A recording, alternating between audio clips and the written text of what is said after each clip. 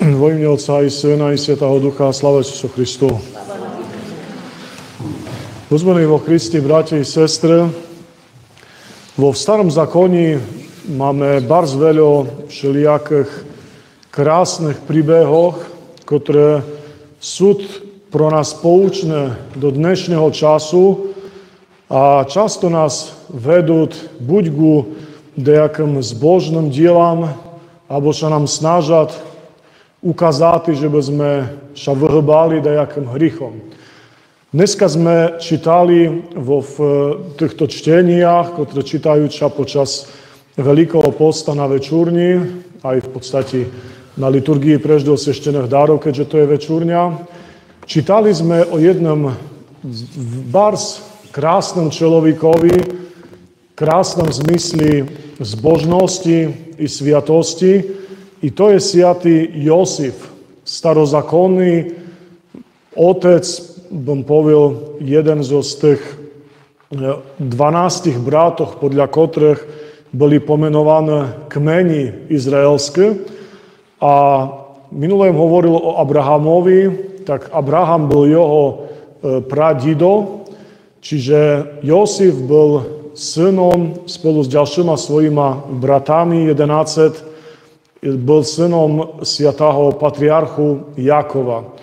I tento Josif ešte so ďalším svojim bratom byl synom jednej ženy, Rachil, a potom ďalšie synové, bratové vlastne, tých ďalších bratov, mal od druhej ženy, Leji, a v tom čase pre Izrael to bolo normálne, že mali vlastne muži aj po dve ženy, a vlastne Vin byl bardzo obľúbený u svojho otca i určite poznáte ten krásny príbeh, jak tento Josif byl obľúbený z toho dôvodu, že byl vlastne od perší syn od tej jeho milovanej ženy Jakubovoj, za to, že Jakub mal vlastne tú peršiu ženu Leu, bo ona bola starša, tak si musel zobrať staršiu, ale Vin chcel si zobrať tú druhú, molodšiu, musel tam robiť u jej otca veľa rokov. Proste tento príbeh, môže ste určite aj čítali o ním. V každom prípade bardzo ho ľúbil, takisto i toho molodšieho, jeho brata Benjamina, ale bratia jeho mu to bardzo zavideli. I to je pravý vec, o ktorej by dneska chcel hovoriť, a to je závisť.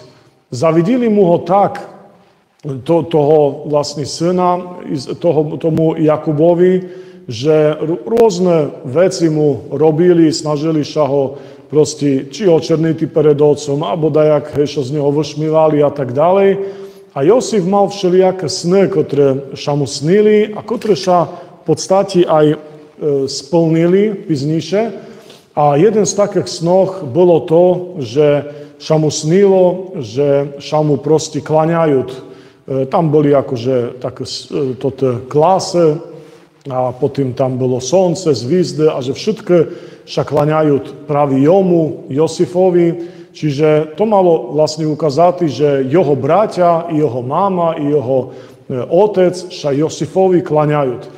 No a toto už bratom Barca prestalo ľúbiť, no a hľadali, že jak by ho dajakým spôsobom umolčali, alebo dajak mu ubližiť chotili. No a stalo sa, ešte dokonca otec mu kúpil také krásne takú odeždu, také oblečenia, krásne taký plášť. Takisto, samozrejme, bratia mu to bardzo zavideli, že sa im to neľúbilo, že oni nemajú a Vin také mať. Čiže naozaj mali veľkú závisť pred Jozefom. No a raz, keď išli, oni boli, kde si pasli vívci, tak kde daleko, i otec poslal Jozefa, že by išiel sa posmotriť za týma bratami, za to, že dlho tam oni byli. No a oni sa rozhodli, že ho zabijú. No ale samozrejme známe, že už Kain práve čez závisť zabil svojho brata Abela, či bola to jedna perša najväčšia tragédia ľudstva, že svojho brata zabil. No a toho sa bratia chotili vyvarovať, čiže ten najstarší Ruben hovoril, že toto nemôžeme zabiť svojho brata predsa. Tak nakoniec ho nezabili a šmarili ho len do nejakej takoj hlbokoj studni, no a rozdumovali, čo s ním potom ďalej zrobiať.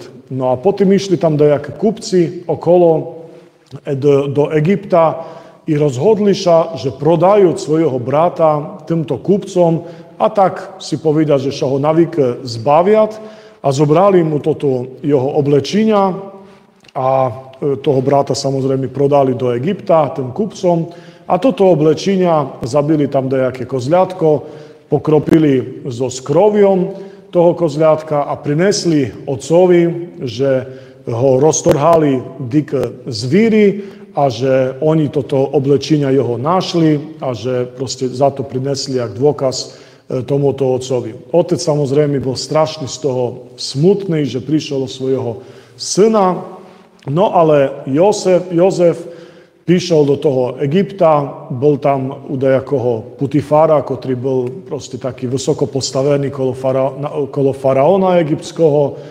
No a nebudú to úplne všetko vyšidovati, ale v každom prípade došlo do toho, že Josif mal veľký dar i blahoslovenie od Hospoda Boha i vin byl jak sluha, potom si ho ten človek obľúbil, potom proste jeho zase žena ho tam chotila zvesti Jozefa, vin sa tomu vyhnul, tak potom obvinila ho, že jej chcel ubližiť, tak ho dali do báse, potom v toti bási bolo tam vecej ľudí, Jozef sa snažil, že by sa prihvarili u toho faraóna dajak, ale proste nikto sa za neho neprihvaril. Nakoniec, keďže Jozef znal vykladať sny, tak faraón mal dajaký sen o dajakých korovách, chudých, tučných, jak jedne zožerli druhých a tak ďalej. Nikto to neznal vyložiť a tak potom sa zdohadali, toto, čo boli s Jozefom v tom väzení, keďže im takisto vyložil dajaké sny a jednomu vlastne vyložil tak, že aj zostal vlastne nažive, bo druhého potom dali zabity. No a zavolali toho Jozefa i vyložil ten sen faraónovi tak, že príde všim úrodných rokoch na egyptskú krajinu, že vtedy majú si zrobiť veľké zásoby, za to, že potom príde ďalších 7 rokov strašného sucha, holodu a že by mali zásoby počas toho, že by ich Egypt prežitý. No a skutočne tak sa stalo, že nelen, že ho vybrali z toho väzenia Jozefa, ale dokonca i faraón ho postavil za toho hlavného správcu, svoju jakoby pravú ruku, že by vin spravoval so všetkýma týma majetkami faraónovými, všetkýma poľami a že by vin dal vybudovať sypky i proste tých 7 rokov oni si robili zásoby a potom mohli aj tých ďalších 7 rokov z toho žiť, dokonca predávať pšenicu aj ostatným štátom, ostatným národom. No i čo sa stalo počas tých 7 rokov sucha, toho holodu, prišli i bratia Josifovi do Egypta, za to, že znali, že tam je taký proste človek, že Egypt je bohatý, že majú jídlo, tak chceli nakúpiť dajaké jídlo i pre sebe, túto pšenicu. No a ten samozrejme Jakov poslal tam týchto bratoch, no a prišli samozrejme za kým, prišli priamo za svojim bratom Jozefom. Vin ich samozrejme spoznal, ale oni ho nespoznali.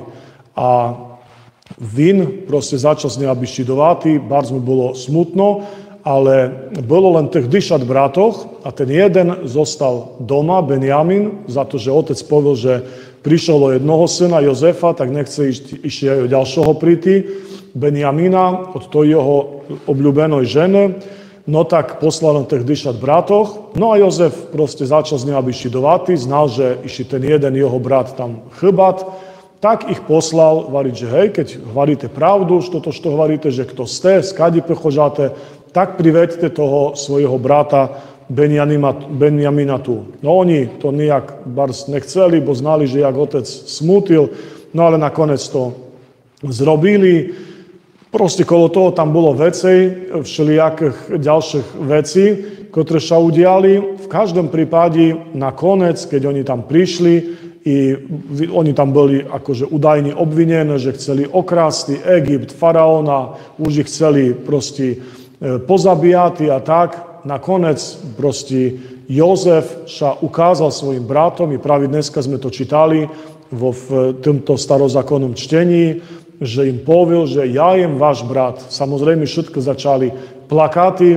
Vtedy si uvedomili, že za to, že sa mu klaňali všetky, keď tam prišli, i ho prosili o milosť. No a skutočne sa splnil ten sen, ktorý Jozef mal, že sa poklonili jeho bratia jomu, za to, že on bol veľký egyptský proste hodnostár, no a oni prišli a skutočne sa mu poklonili. Čiže ten sen sa naozaj naplnil, no a potom priveli aj otca i celý vlastný jeho rod izraelský do Egypta.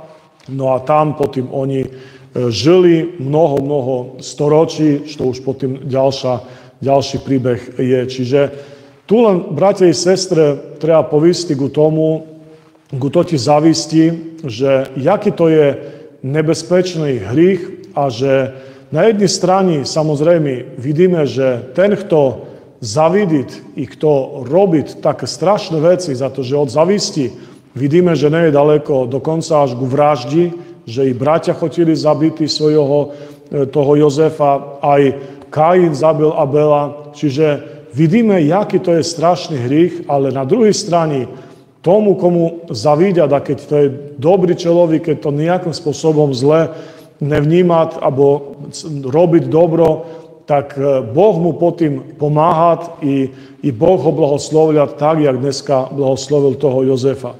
My samozrejme musíme dávať na ten hrych pozor, za to, že závisť je bardzo nebezpečná i každý človek proste, keď od toho mať, a nikomu netreba zavidieť, za to, že nikda neznáme, že što sa skrývať, či za tým bohatstvom, alebo hej, bežní proste pridajme kde tam má také šumné oblečenia, tam má šumný klobúk, nohavici, proste ja neznám što, krásne a už sohrišajeme, ale nikda neznáme, že jak ten človek proste ku tomu prišiel, alebo jak môže mať inakšie problémy, alebo keď to sa mať dobrý, môže na druhej strane mať inakší nejaký problém, ktorý ho trápi a my o tom ani neznáme. Čiže bar si treba dávať pozor, že by sme nezavidili, pretože môže nás to privesti ku veľkomu nešťastiu i radšej treba každomu dopriati,